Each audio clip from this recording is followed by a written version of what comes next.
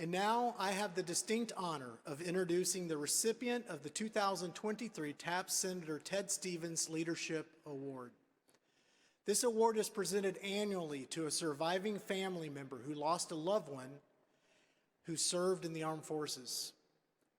The award recognizes an individual who's taken their experience and demonstrated outstanding leadership on behalf of other military survivors. Dean Phillips is a father, businessman, civic leader, eternal optimist, and representative for Minnesota's 3rd Congressional District. As a Gold Star son, Dean understands the meaning of service to country, as well as the toll that a traumatic and sudden loss can have on a family. When he was only 6 months old, Dean lost his father in the Vietnam War. And even though Dean never met his dad, his father's service and sacrifice are reflected in Dean's leadership, commitment, and passion for all who've lost their lives in service to this country and their grieving families left behind. Congressman Phillips is the co-chair of the House Democratic Policy and Communications Committee and is a member of the Small Business and House Foreign Affairs Committees. He was a strong champion for ending the widow's tax in 2019 and ensuring the passage of the PACT Act in 2022. Congressman Phillips introduced the Cheryl Langford Memorial Act, which ensures dependent children who have lost a parent have a casualty assistance officer assigned to them as an advocate for the family, ensuring that they help with questions and processing of benefits. In 2022, he introduced the Love Lives On Act, a comprehensive bill that ensures a spouse retains their survivor benefits upon remarriage, no matter their age. This is TAP's #1 legislative priority for the 118th Congress. He is a champion of serving our military families for life. His servant leadership has made a difference for all who struggle, and he is an example of how TAPS fills a much-needed void for surviving families. Hailing from the great state of Minnesota, please help me congratulate the TAPS Senator Ted Stevens Leadership Award recipient, the Honorable Dean Phillips.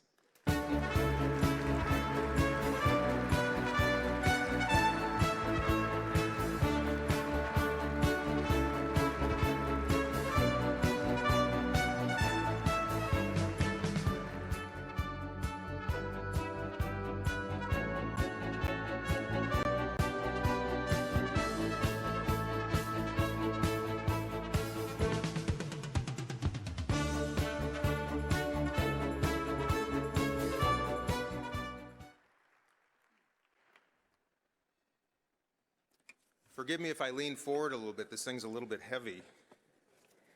You know, so we had votes that went a little bit late tonight, you see, and I had two choices. Either I could put on my tuxedo before heading to the House chamber and be totally humiliated by my Democratic and Republican colleagues, or not wear my tuxedo in front of all of you and be humiliated. So obviously I chose the latter, and I hope you'll forgive me. And also I hope you will not tell my mother, of all people.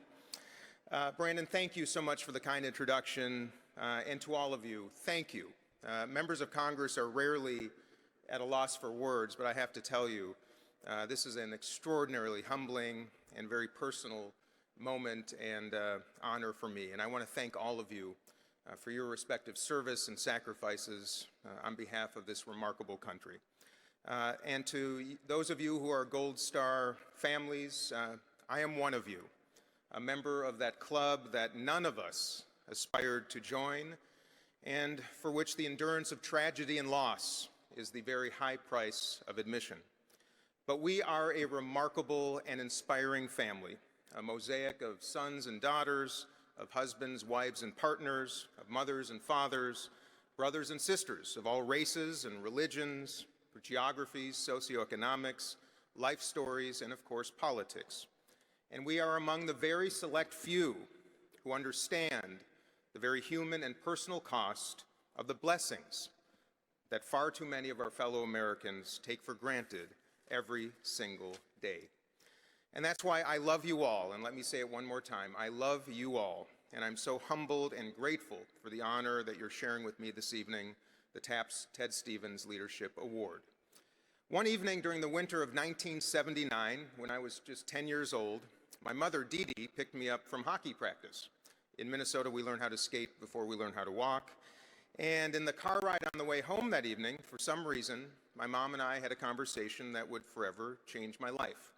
She explained to me that the wonderful man who at that time I knew as my father was in fact my adopted father, and that my birth father, Captain Artie Pfefer, had been killed in the Vietnam War 10 years prior, in July of 1969, when I was just 6 months old.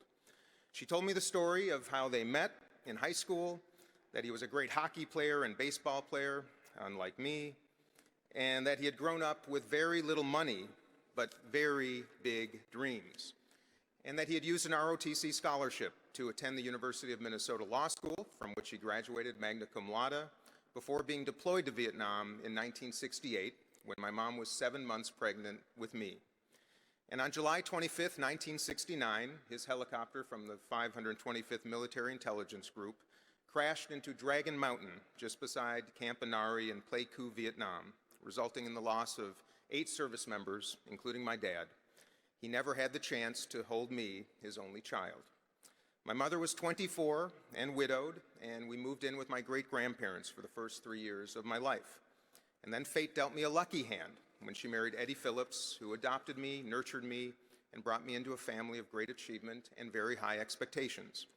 And even though I never met my dad, Artie, at age 10, I made it my personal mission, my life mission, to discover every photo, every story, every letter that he wrote, and perhaps one day, just perhaps one day, travel to the very site where he died so I could pay my respects and my gratitude. And at that time, at age 10, I thought I was alone. I had no idea that this remarkable family and that TAPS would one day be formed to honor all who've sacrificed so much. And I started this journey by visiting my grandmother Ruth, my dad Artie's mother, who made me matzo ball soup and taught me how to play piano and shared all that she could about my father's life. Now, my grandma did not live in a fine home or live in a beautiful condo. She lived in subsidized housing, which at that age, when I was a young boy, was a very stark reminder of how I had lived on both sides of advantage. And over the years, I met with my dad's friends, and I read his letters, and I scoured old yearbooks for photos, and finally, about 3 years ago, I discovered a box of 50-year-old reel-to-reel audio tapes that my mom and my dad had exchanged while he was serving in Vietnam. So I went to eBay and I bought an old 1960s reel-to-reel tape player, and I digitized every single one of those precious, precious tapes, which I now keep right here on my phone. And I've gotten to know my dad quite remarkably through listening to his voice, filled with hope and humor and strength, as well as fear and loneliness and sadness, a powerful mix of emotions that I imagine is all too familiar to so many of those of you who have served, as well as your families. And I have to say, I wasn't planning on doing this, but since I have my phone here, I want to play his voice for you. I would get on the horn here and say a few choice comments. We gotta get out of this place. If it's the last thing we ever do, we gotta get out of this place. Girl, make a better life for me and you. Yeah, that's what they sang tonight, honey. And boy, those words fit the situation to the T, Hey, listen, I got a whole bunch of pictures, see? And tomorrow when I'm sober, I'll sit down and narrate them. But right now, I'm really feeling pretty good, see? Bill and I went out there about 7:30, and we've been drinking beers ever since. And tomorrow, we're going to go out to the beach. I'm going to run all those beers off, so never fear. It's just that once in a while, you got to get all that tension out of your system, you see. Oh, honey, I'm telling you, that trip to Tokyo was number 1. Oh, and I just ate you up, I just ate you up. Don't tell my mom. I really love you so much. Our little baby Dean. Oh, I'm just getting a feeling for him. Those pictures and I just wanted you to hear my dad's voice.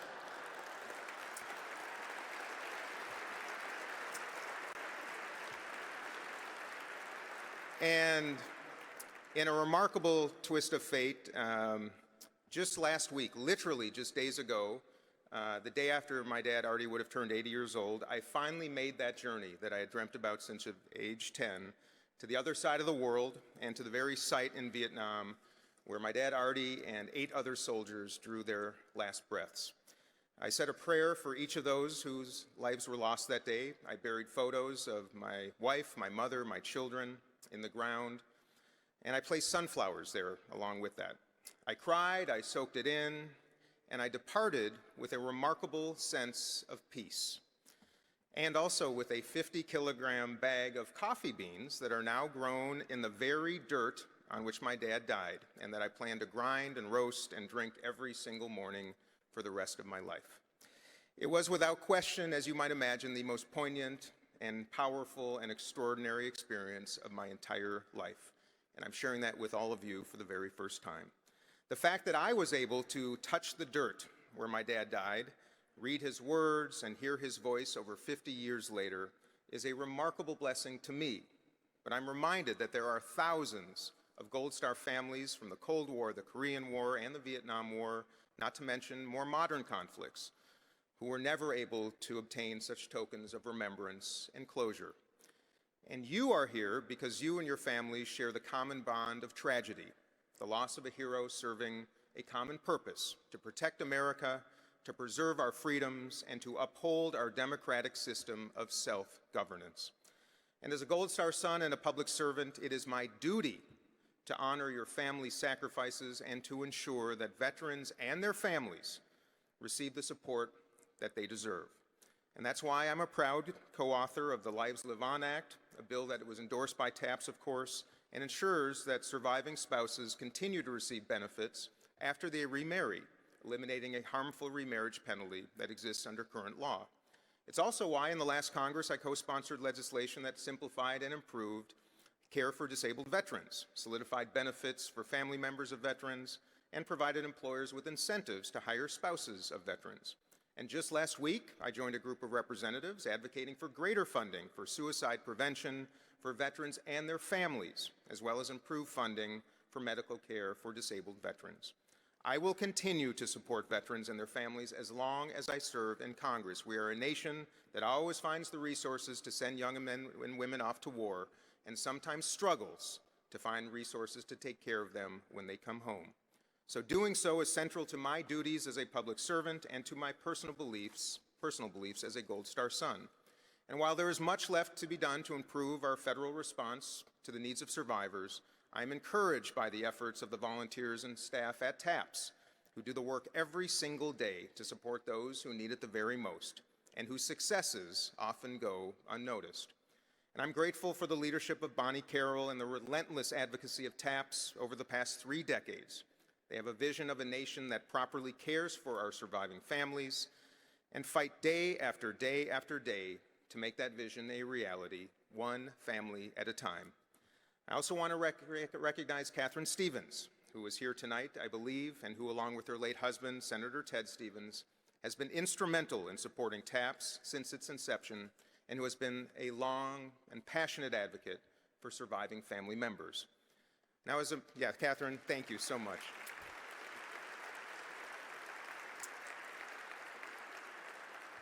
As a member of Congress, your stories and our shared mission to support surviving family members remain at the very forefront of my mind. I remain optimistic because congressmen and congresswomen on both sides of the aisle are increasingly in agreement that supporting our Gold Star families is of paramount importance. So to all the families and friends gathered here today, your persistence in supporting surviving families has not gone unnoticed.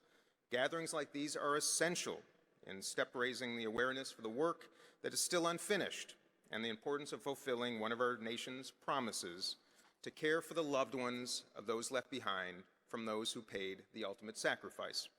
Let me tell you that you are my inspiration, and I join you in that fight, and I encourage you to keep the faith. Our nation, let me tell you as I close, our nation is not as divided as the angertainment industry would have us believe, and I'll say it once again.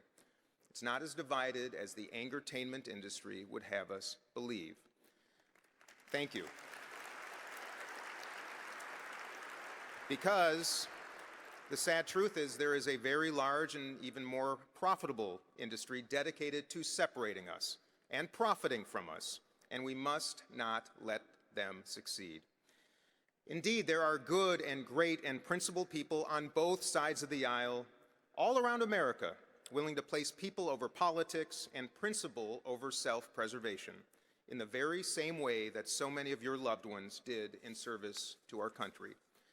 So when you, the Gold Star families here tonight, close your eyes in the evenings and wonder, like we all do at some point, if your loved one's life was worth it, or if he or she made a real difference, please remember that the answer no longer lies with them, it lies with you. What did you do today? What will you do tomorrow to honor their sacrifice, to promote their legacy, and do whatever you can every single day to heal this remarkable country that we call the United States of America? So I want to thank you for your sacrifices, and thank you for such a wonderful and touching and meaningful award to me. May God bless all of you, our veterans and their families, and may God bless the United States of America. I love you all. Thank you.